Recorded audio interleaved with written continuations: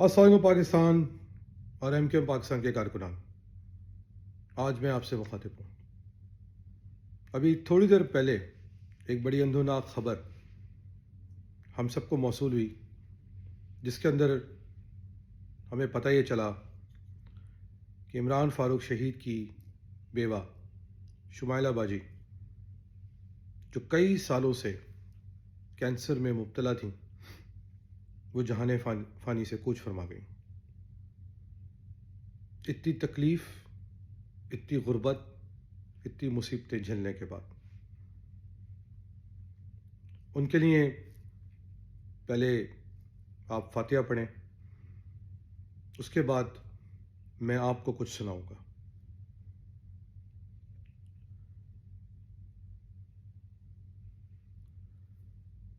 میں نے 2 ویڈیوز دیکھی آج، میں اس وقت شیئر نہیں کر سکتا کچھ ٹیکنیکل وجوہات کی وجہ سے، مگر پہلی ویڈیو کے اندر کہ جب عمران فاروق شہید کے قتل کی خبر آئی تو اس وقت جو الطاف حسین ڈرامہ کر رہا تھا، اور پھر آج ایک ویڈیو دیکھی کہ جب شمائلہ باجی کے ڈیتھ کے بعد الطاف حسین جو ہے شمائلہ باجی کی پرانی قربانیوں کے قصیدے پڑھتا سنائی دے رہا تھا، کس طرح وہ لائنز ایریا سے انہوں نے اپنا سفر سٹارٹ کیا۔ مگر کچھ حقائق آج آپ کے سامنے میں پیش کرنا چاہوں گا، اور غور سے سنیے گا، اور میں خاص طور پہ ایم کیو ایم کے ان کارکنوں کو جو آج بھی الطاف حسین، جو میری نظر میں ایک را کا ایجنٹ ہے، اس کو سپورٹ کرتے ہیں، ان کو ایک کہانی سنانے جاؤں گا۔ کچھ ایسے واقعات بیان کروں گا کہ جو مجھے ایم کیو ایم کے کچھ سینئر رہنماؤں نے، جنہوں نے وہ رپورٹس دیکھی ہیں، انہوں نے بتائیں۔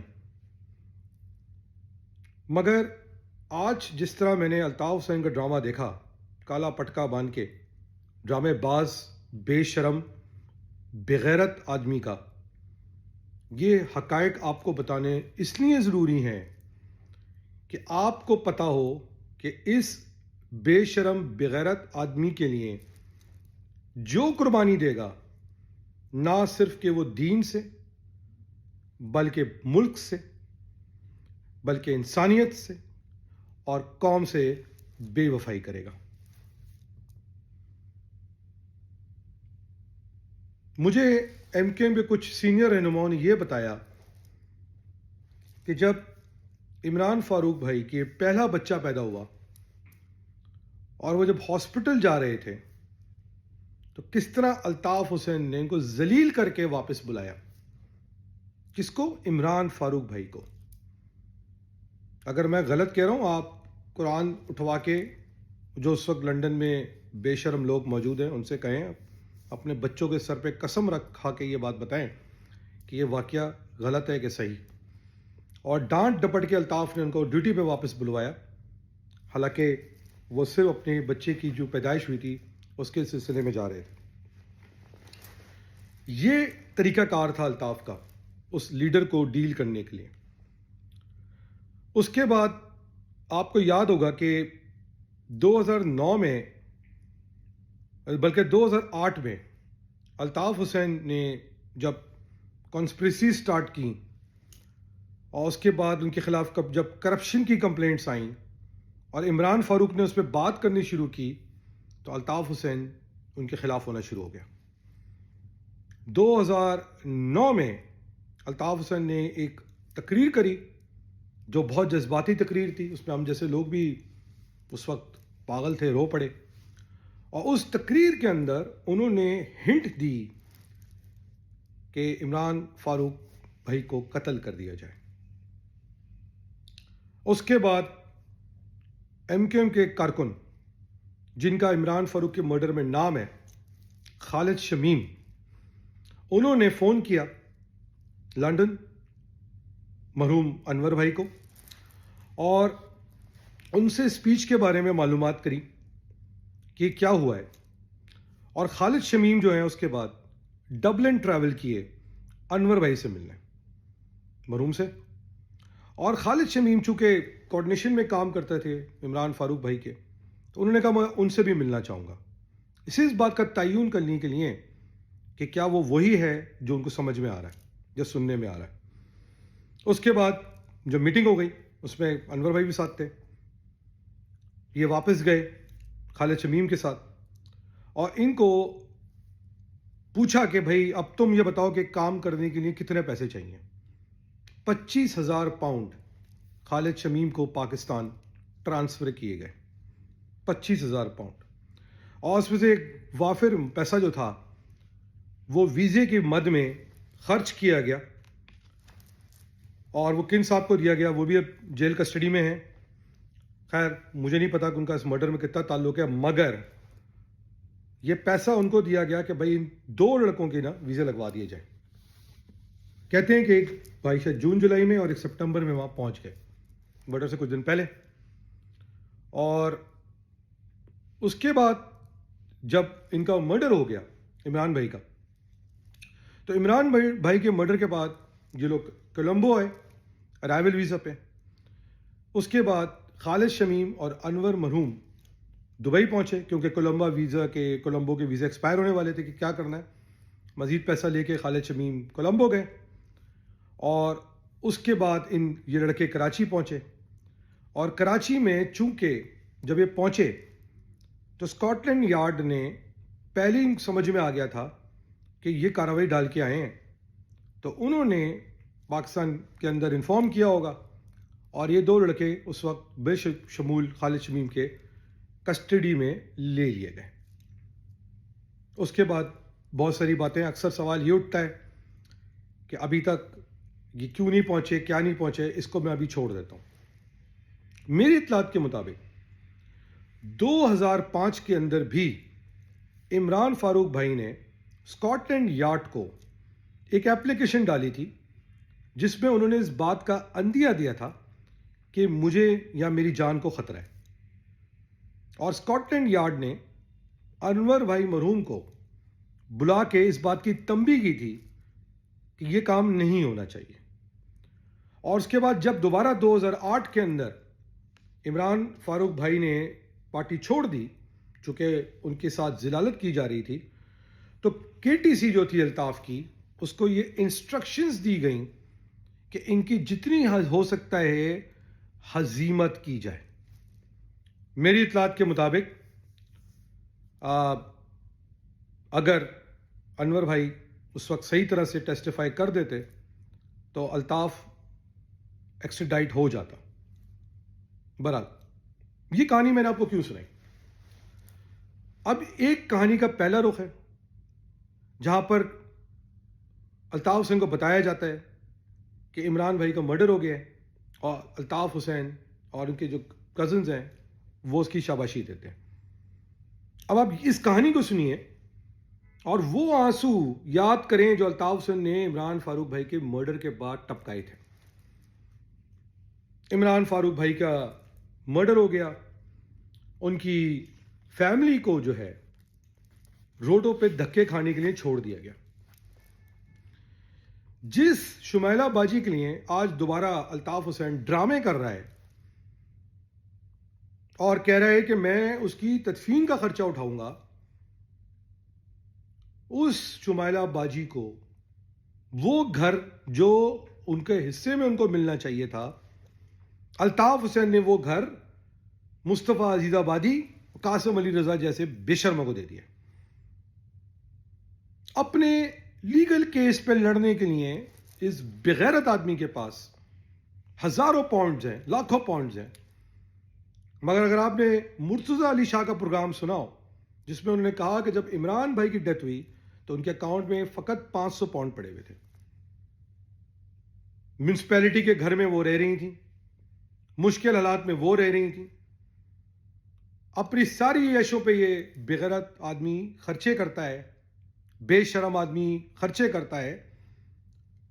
را سے ہزاروں پاؤنڈز پاکستان کے اندر امن خراب کرنے کے لیے, ملک توڑنے کے لیے لیتا ہے. یو ایس سے اس کے چمچے اس کو فنڈنگ میں ہزاروں ڈالرز بھیجتے ہیں. اپنی عورت بازی عیاشی کے لیے اس کے پاس پیسہ ہے، مگر شمائلہ باجی کے گھر والوں کی کفالت جو ان کے علاج کے لیے اس کے پاس پیسہ نہیں تھا. ہاں، تدفین کے لیے پیسہ ہے اور اس کے لیے تقریر ہے.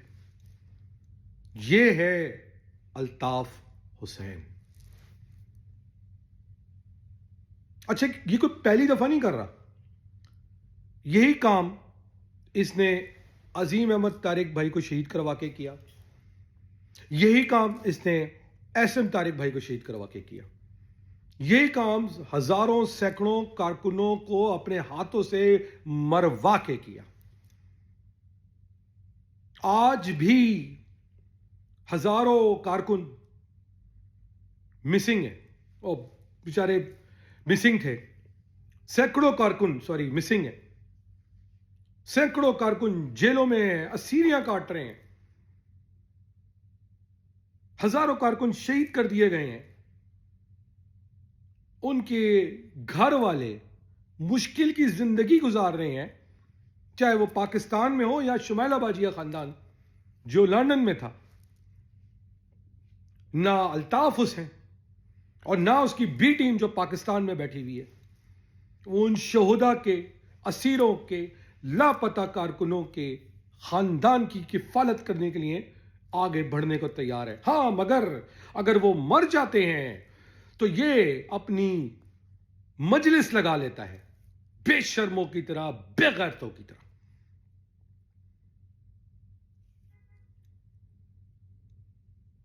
الطاف حسین کے وہ کارکنان جو یہ ویلاگ سنیں گے اور جذبات میں آئیں گے، وہ مجھے گالیاں دینے سے پہلے، مجھے دھمکیاں دینے سے پہلے یہ ضرور سوچیں کہ میں دانش قاضی، جس کے پاس 3 ڈگریاں ہیں،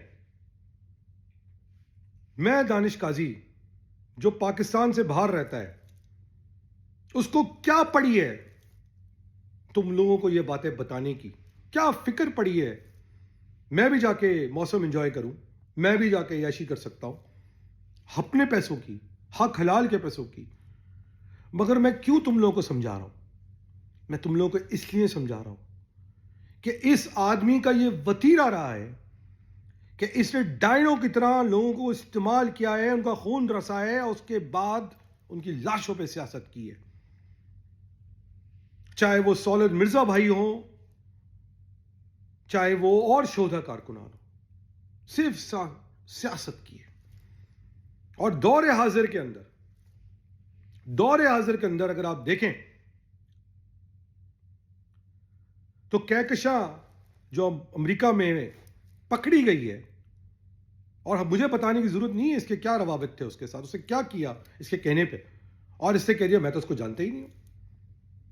میں اس بات کا گواہ ہوں کہ دبئی کے اندر کتنے ایم کیو ایم کے کارکنان جو آپریشن کے بعد آئے، ان کے ساتھ کس طرح لا تعلقی اس آدمی نے کی. کس طرح ایم کیو ایم کے جو اجلاس ہوتے تھے اس میں ان کو آنے کی اجازت نہیں ہوتی تھی. وہ آنسو ٹپکا ٹپکا کے روتے تھے کہ ہم نے اس آدمی کے لیے قربانی دی ہے، ہم سے خدا کے واسطے صرف اس بغیرت کی آواز سننے دو. کس طرح کئی کارکنان اپنے بچے دیکھے بغیر دنیا سے چلے گئے. مگر اس کو تو لاش چاہیے اپنی سیاست کرنے کے لیے.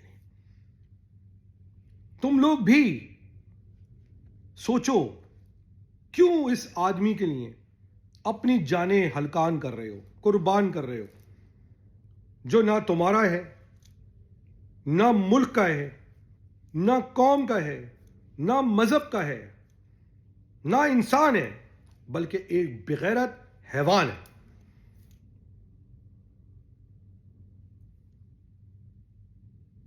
سوچنا پڑے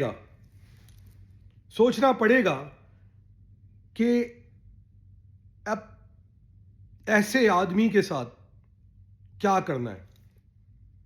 لندن کے اندر اتنے سارے کارکنان ہیں، وہ کیوں نہیں پوچھتے اس سے اس کا گریبان پکڑ کے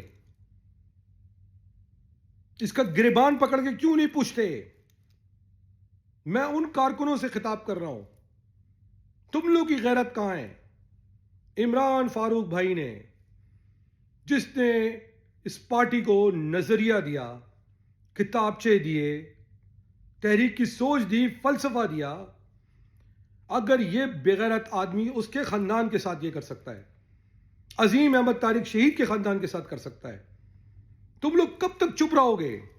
کب تک اس کی تائید کرو گے؟ کب تک اس کی وجہ سے اپنے سنسیئر کارکنوں کی، ساتھیوں کی لاشیں اٹھاؤ گے؟ یہ تو شکر ہے کہ کراچی کے اندر لاشیں اٹھنا بند ہو گئیں، اس کے نام پہ لڑکے گھروں سے اٹھنا بند ہو گئے اس کی غداری پہ، اور جن لوگوں نے یہ کام کیا تم ان کو ہی غدار کہتے ہو۔ تم لوگ سوچو خدا کے واسطے، کیا باقی زندگی اس طرح گزارنی ہے؟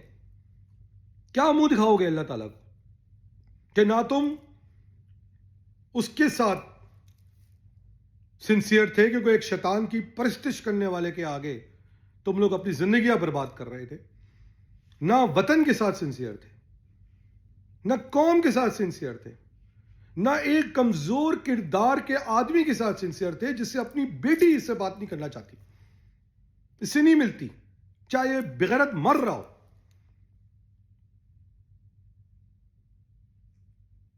آج یہ عمران فاروق بھائی کی بیوہ کی لاش اٹھانے پہنچے گا، اس کے ساتھی پہنچیں گے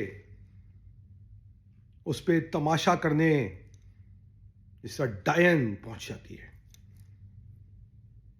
تم لوگ اس کی تقریریں سنو گے۔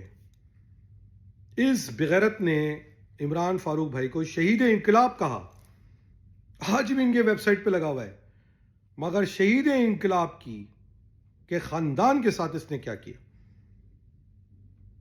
میں برٹن کے اداروں سے اپیل کرتا ہوں کہ یہ آپ کا فرض ہے کہ اب آپ نے عمران فاروق بھائی کی خاندان کی حفاظت کرنی ہے، حفاظت، اور جو کارکنان اس کے ساتھ ہیں وہ بغیرت، جو اس حق پہ قبضہ کر کے بیٹھے ہوئے ہیں جو شمیلہ باجی کو ان کی زندگی میں ملنا چاہیے تھا، خود تو یہ ملینز آف پاؤنڈز کے گھروں میں بیٹھے ہوئے ہیں، دنیا بھر میں اربوں کی جائیدادیں بنا کے بیٹھے ہوئے ہیں، کیا ان کے علاج پہ پیسہ نہیں خرچ کر سکتے تھے؟ کیا ان کو گھر نہیں دے سکتے تھے؟ کیا ان کے بچوں کی تعلیم نہیں کر سکتے تھے؟ اپنی ساری عیشیں چلتی ہیں، ڈرامے چلتے ہیں، ٹک ٹاک چلتے ہیں۔ میں ان کارکنوں کو یا تو جو ایم کیو ایم پاکستان میں ہیں، ایم کیو ایم میں ہیں، لندن میں ہیں، دنیا میں کہیں بھی ہیں، سوچو ایک لمحے کے لیے، آنکھیں بند کر کے سوچو کہ یہ تمہارا خاندان بھی ہو سکتا ہے، یہ تمہارے خاندان بھی ہو سکتے ہیں کہ تم اس کے لیے قربانیاں دو، وطن سے غداری کرو، مذہب سے غداری کرو، قومیت سے غداری کرو، اور تمہارے خاندان اس طرح ذلیل ہو رہے ہوں جس طرح پاکستان میں کئی شہدا کے خاندان ذلیل ہو رہے ہیں اور لندن میں ذلیل ہو رہے تھے۔ شمیلہ باجی کی ڈیتھ ایک المیہ ہے، ایک سوال اٹھا جاتا ہے پوری قوم کے لیے، پورے ملک کے لیے، کہ کیا یہ ہونا چاہیے سیاسی ورکروں کے خاندان کے ساتھ، اور مہاجروں کو سوچنا چاہیے کہ یہ تمہارے لیڈر کے ساتھ کیوں ہو رہا ہے؟ سب کی راٹ لگی ہوئی ہے سوائے الطاف حسین کے، کیوں ہے ایسا؟ اور الطاف حسین کے جو ہواری پاکستان میں بیٹھے ہوئے ہیں وہ سب عیاشیاں کر رہے ہیں، اور میں آپ کو دعوے سے کہہ رہا ہوں، وہ کئی میٹنگوں میں بول چکے ہیں کہ فتنے کی جڑ تو یہ عمران فاروق جیسے ہی لوگ تھے، ہم تو شرفا ہیں، ہمیں تو ان سے بچائیں، قربانیاں آپ دیں، اسیریاں آپ کاٹیں، لاپتہ آپ ہوں، کاروبار آپ کے تباہ ہوں، زندگی آپ کے خطرے میں پڑیں، اور عیاشیاں یہ اور ان کے حواری کریں۔ سوچو یار، خدا کے واسطے سوچو۔ کب تک ٹرک کی بتی کے پیچھے چورن کے پیچھے لگے رہو گے؟ اگر اپنے خاندانوں کو چمیلہ باجی کے حشر سے نہیں دیکھنا چاہتے، یا ان خاندانوں کا حشر نہیں دیکھنا چاہتے جو پاکستان میں کھجل ہو رہے ہیں، ذلیل ہو رہے ہیں، خوار ہو رہے ہیں، خدا کے واسطے رحم کرو، کوئی اور جماعت جوائن کر لو یار، نہیں کرو ایم کے ایم جوائن، کچھ اور کرو، گھر پہ بیٹھ جاؤ، مگر اس بغیرت کی مدد کرنا دین کے خلاف، ملک کے خلاف، قوم کے خلاف اور انسانیت کے خلاف اقدام ہے۔